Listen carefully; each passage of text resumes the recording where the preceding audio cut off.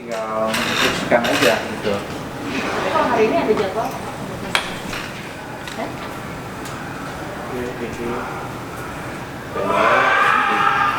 Tiga, dua, satu, yuk.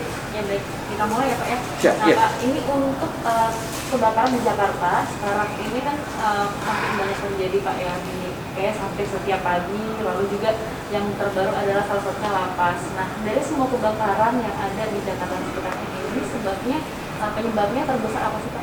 Iya. Iya, kasus kebakaran itu sangat dipengaruhi dari atau kondisi kepadatan bangunan, kepadatan penduduk, kualitas dari bangunan, dan banyak variabel yang mempengaruhi terjadi kebakaran. Jadi di DKI Jakarta sampai dengan hari ini, ya atau per September tanggal 10 ini, itu sejumlah 1033 kasus kebakaran. Nah, kemudian dari jumlah itu, listrik itu penyumbang paling banyak, ya jumlah 630 kasus kejadian. Berarti kurang lebih ya 60% ya 60% dari kasus kebakaran itu disebabkan karena listrik. Ini Ya. apakah listrik di rumah atau listrik di industri? Iya, listrik di rumah maupun di industri sama. Nah, yang harus kita pahami adalah bagaimana untuk merawat dan memelihara listrik itu agar supaya tidak terjadinya kasus kebakaran. Itu yang sangat penting. Nah, contoh kalau seperti terminalnya itu, kalau di sana disiapkan hanya 3 titik ya sudah 3 titik itu. Jangan sampai ditambah lagi ke atasnya, sambung lagi ke terminal yang lain. Ini yang kerap terjadi. Terlebih dengan sekarang penggunaan handphone juga kan ya, handphone kan setiap rumah itu bisa 3-4 handphone itu. Kalau handphone ini ada di satu terminal yang hanya menyiapkan dua titik itu, ditambah lagi ke atasnya, disambung lagi, itu yang berbahaya.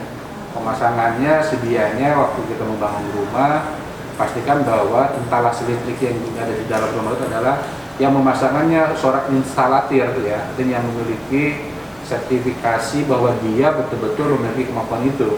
Pak, apabila sudah ada percikan api di dalam suatu rumah, ini tips yang bisa dilakukan masyarakat dalam waktu singkat sebelum akhirnya damkar datang seperti apa Pak? Nah, kembali penanganan kebakaran itu sangatlah mudah tatkala apinya masih kecil, itu ya. Nah, siapa yang memadamkan api kecil itu? Masyarakat yang ada di tempat itu sendiri. Nah, contoh tadi, tatkala kita melihat terjadi percikan api, penyalaan api, nah lakukanlah upaya pemadaman awal tuh. Nah, namun media pemadaman yang paling efektif kan saat ini kita menggunakan APAR ya, alat pemadam api ringan tuh. Itu sangat tidak berisiko, mau kebakaran jenis apa kek ya kan, termasuk listrik tadi itu ya sangat amanah dan efektif dengan menggunakan APAR yang jenis puder sedianya. Jadi setidaknya setiap rumah itu paling tidak punya Sedianya seperti itu, memiliki apa. Kemudian setelah itu kalau seandainya kebakaran yang membesar, ya segeralah hubungi bukan membesar ya, artinya terjadi kebakaran berlanjut. Nah, hubungi segera pemadam kebakaran dengan nomor panggilan darurat 112. Yang paling penting lagi tadi itu adalah utamakan keselamatan jiwa. Jangan sampai kita melaksanakan pemadaman, tapi justru jiwa kita yang menjadi korban. Makanya kenapa kita sedianya yang memasang instalasi listrik itu seorang instalatir gitu kan ya, karena mereka sudah dipersyaratkan komitmen mereka harus menggunakan sistem instalasi yang benar. Artinya kalau mereka memasang semua instalasi yang dipasang itu kondisi aman. Jadi proses pemadaman itu di gedung ya. Pertama pemadaman pakai APAR ini, kalau gagal penggunaan pakai APAR baru menggunakan hidran. Kerjanya beda pastinya Pak? Jelas beda. Ini langsung connect ke air atau gimana? Ya, sebentar, tentang APAR dulu ya. Nah, APAR ini sebenarnya kondisinya dalam kondisi siap pakai terus. Penempatannya pun tergantung di sini nih. Ada ketentuannya maksimal 1,2 meter, maksimal ketinggiannya ya, minimalnya 15 cm. Jadi sekitar segitu sudah cukup lah. Ya. Kemudian juga yang harus diperhatikan bahwa kapal ini harus senantiasa kondisi baik. Kondisi baik bisa dilihat dari sini, dari pressure gauge itu. Nah, kalau posisi jarumnya ada di garis warna hijau, menunjukkan bahwa kapal ini memiliki tekanan bagus. ya standar. Ya. Tapi kalau jarumnya di merah Pak? Kalau jarum sudah merah turun ke sini, tekanannya sudah berkurang, sedianya dilakukan pengisian lagi. Oh, jadi pokoknya kalau merah dia harus diisi ulang lagi. Iya betul, karena tekanan sudah berkurang ya. Nah ini pun yang harus dipahami adalah orang yang ada di sana harus paham betul cara menggunakan ini. Ya. Nah bagaimana cara menggunakannya? Nah tatkala terjadi kebakaran, apanya harus diangkat ya, ngambil tuh, ambil. Kemudian prosedurnya adalah yang pertama harus mencabut pinnya ini nih. Ya ini dia pinnya nih ya.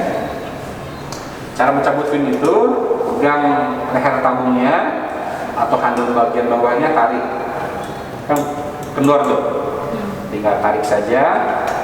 Kemudian keluarkan selangnya seperti ini ya.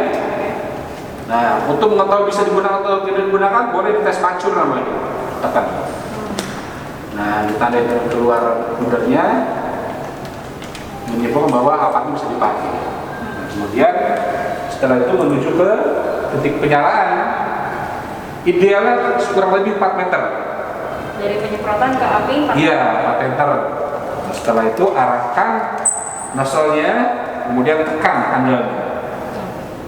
Jos. Nah, berbarengan itu saat keluar pudernya itu, nozzle-nya selangnya disapukan agar supaya media yang keluar dari tabung apar ini mengenai seluruh permukaan yang terbakar. Nah, dan inilah kalau ini bedanya media yang tadi puder ya paling air. Cara menggunakannya tadi cukup dibuka boxnya ya, boxnya. Kemudian nozzle-nya ini kan sudah terkonek tuh dengan selang ya, dengan outletnya ini. Nah, jadi tinggal tarik saja, nozzle-nya keluar sana ke titik api, kemudian tinggal buka kerannya dari keran kita ini, putar ke kiri, otomatis airnya akan keluar. Ini namanya adalah kombinasi box ya. Yang pertama ada manual alarm. Ini alat ini untuk mengaktifkan alarm secara manual. Namanya big glass ya, jadi dengan manual station. Artinya bagaimana cara menggunakannya? Tatkala kita melihat terjadi kebakaran, kita tinggal tekan aja tuh, tekan tombolnya sampai bunyi klik ya. Nah itu sudah terkoneksi. Nah setelah itu akan ditandai dengan menyalanya lampu indikator, lampu peringatan. Artinya kalau ini menyala kondisi bahaya, menyala tuh. Berbarengan itu juga di sini ada namanya alarm akan diiringi dengan bunyi alarm. Ya kalau kita buka ya seperti ini ini bunyi alarm. Alarmnya berbunyi sehingga menginformasikan seluruh penghuni yang ada di lantai itu bila mana mendengar bunyi alarm ini mengindikasikan bahwa terjadinya kebakaran.